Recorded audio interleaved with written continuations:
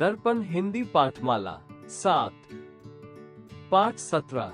आप भले तो जग भला। एक विशाल कांच के महल में न जाने किधर से एक भटका हुआ कुत्ता घुस गया। हजारों कांचों के टुकड़ों में अपनी शक्ल देखकर वो चौंका। उसने जिधर नजर डाली उधर ही उसे हजारों कुत्ते दिखाई दिए। वो समझा कि ये सब उस पर टूट पड़ेंगे और उसे मार डालेंगे। अपनी शान दिखाने के लिए वो भौंकने लगा। उसे सभी कुत्ते भौंकते हुए दिखाई पड़े। उसकी आवाज की ही प्रतिध्वनि उसके कानों में जोर जोर से आती।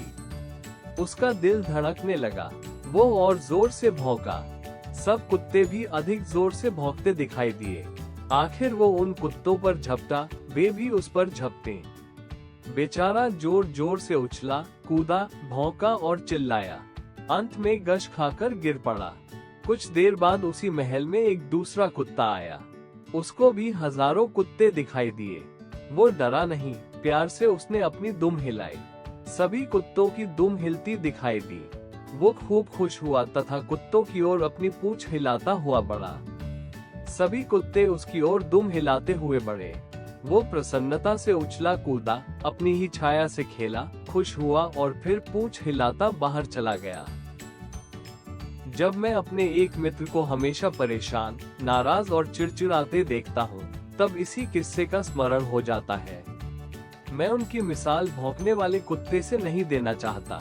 ये तो बड़ी अशिष्टता होगी, पर इस कहानी से वे चाहें तो कुछ सबक जरूर सीख सकते हैं। ये दुनिया भी कांच के महल जैसी है। अपने स्वभाव की छाया ही उस पर पड़ती है। आप भले तो जग भला, आप बुरे तो जग बुरा। अगर आप प्रसन्नचित रहते हैं, दूसरों के दोषों को न देखकर उनके गुणों की ही ओर ध्यान देते हैं, तो दुनिया भी आपसे नम्रता और प्रेम का बर्ताव करेगी। अगर आप हमेशा लोगों के ऐबों की ओर देखते हैं, उन्हें अपना शत्रु समझते हैं और उनकी ओर भौंका करते हैं, तो फिर वे क्यों न आपकी ओर गुस्से से दौड़ेंगे। अंग्रेजी में एक कहावत है कि अगर आप हंसेंगे तो दुनिया भी आपका साथ देगी, पर अगर आपको गुस्सा होना और रोना ही है तो दुनिया से दूर किसी जंगल में चले जाना ही हितकर होगा। अमेरिका के मशहूर नेता अब्राहम लिंकन से किसी ने एक बार पूछा, आपकी सफलता का सबसे बड़ा रहस्य क्या है? उन्होंने कुछ देर सोचकर उत्तर दिया, मैं दूसरों की अनावश्यक नुक्ताचीनी कर उनका दिल नहीं दुखाता। मेरे मित्र की यही खास गलती है। वे दूसरों का दृष्टिकोण समझने की कोशिश नहीं करते। दूसरों के विचारों की, कामों की, भावनाओं की आलोचना करना ही अपना परम धर्म समझते हैं। उनका शायद ये ख्याल है कि ईश्वर ने उन्हें लोगों को सुधारने के लिए ही भेजा है, पर वे ये भूल जाते हैं कि शहद की एक बूंद ज्यादा मक्खियों को आकर्षित करती है, बजाय एक सेर जहर के। दुनिया में पूर्ण कौन है? हर एक में कुछ न कुछ त्रुटियां रहती है। प्रत्येक व्यक्ति से गलतियां होती हैं। फिर एक दूसरे को सुधारने की कोशिश करना अनुचित ही समझना चाहिए। जैसा ईसा ने कहा था, लोग दूसरों की आंखों का तिनका तो देखते हैं, पर अपनी आंख के शहती को नहीं देखते। दूसरों को सीख देना तो बहुत आसान काम है, परंतु अपने ही आदर्शों पर स्वयं अमल करना कठिन है। अगर हम अपने को ही सुधारने का प्रयत्न करें और दूसरों के अवगुणों पर टीका टिप्पणी करना बंद कर दें, तो हमारे मित्र जैसा हमारा हाल कभी नहीं होगा। इसी सिलसिले में एक बात और, आप तो दूसरों की नुक्ताचीनी नहीं करेंगे, ऐसी उम्मीद है, पर दूसरे ही अगर आपकी नुक्ताचीनी करना न छोड़े तो? मेरे मित्र अपनी बुराई या आलोचना सुनकर आग बबूला हो जाते हैं, भले ही वो दुनिया की दिन भर बुराई करते रहें। पर आपके लिए तो ऐसे मौके पर दादू की पंक्तियां गुनगुना लेना बड़ा कारगर होगा। निंदक बाबा वीर हमारा, बिन ही कौड़ी बहे बेचारा। आपन डूबे और को तारे, ऐसा प्रीतम पार उतारे। अगर सचमुच कुछ त्रुटियां हैं जिनकी ओर निंदक हमारा ध्यान खींचता है, तो उन अवगुणों को दूर करना हम सभी का कर्तव्य हो जाता है।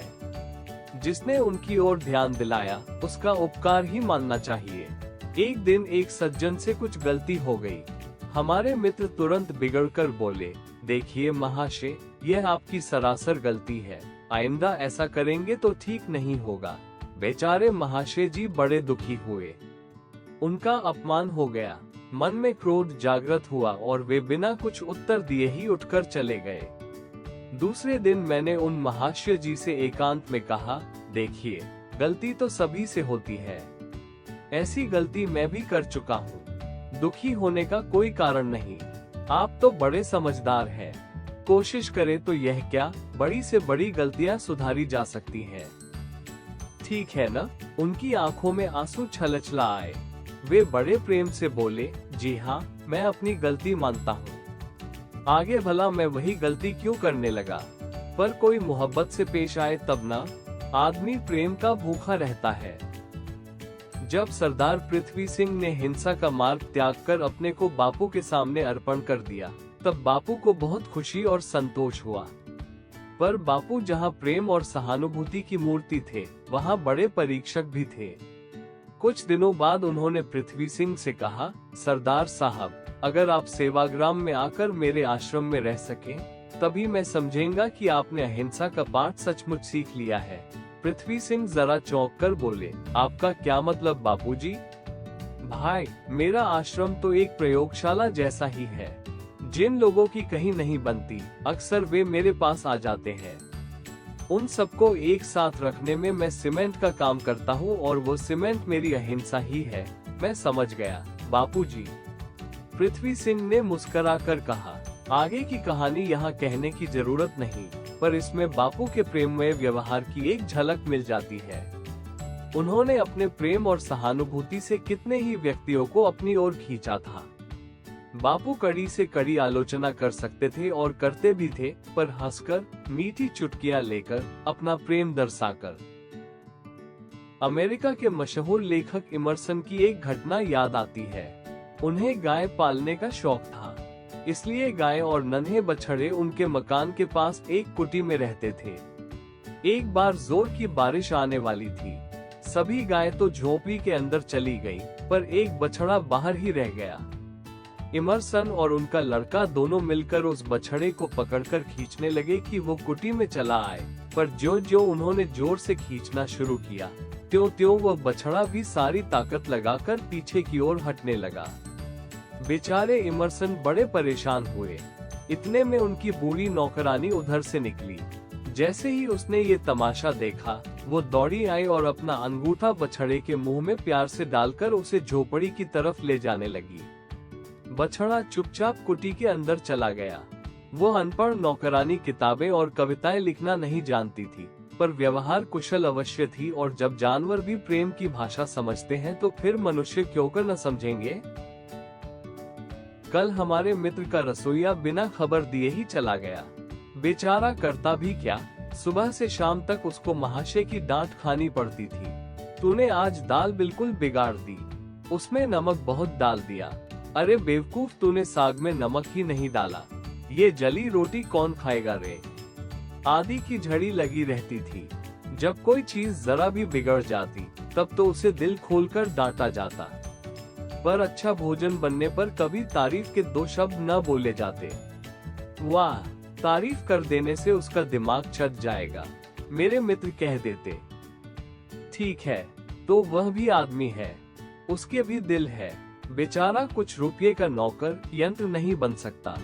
तंग आकर भाग जाने के सिवा और क्या चारा था? कहने का मतलब ये कि उनकी किसी से नहीं बनती, न मित्रों से, न ऑफिस के कर्मचारियों से, और न ही घर के नौकरों से। उस पर भी मजा ये है कि वे अपनी जिंदगी और विचारों से पूरी तरह संतुष्ट हैं। वे मानते हैं कि उनका जीवन, आचार और विचार आदर्श है। दूसरे लोग जो उनका सम्मान नहीं करते, मूर्ख हैं। ग्रीस के महान संत सुकरात ने एक बात बड़े पते की कही थी, जो मनुष्य मूर्ख है और जानता है कि वह मूर्ख है, वह ज्ञानी है, पर जो मूर्ख है और नहीं जानता कि वह मूर्ख है, वो सबसे बड़ा मूर्ख है। अच्छा हो, सुकरात के इस विचार को मेरे मित्र अपने कमरे में लिखकर टांग ले, पर उनसे ये कहने का साहस कौन करे?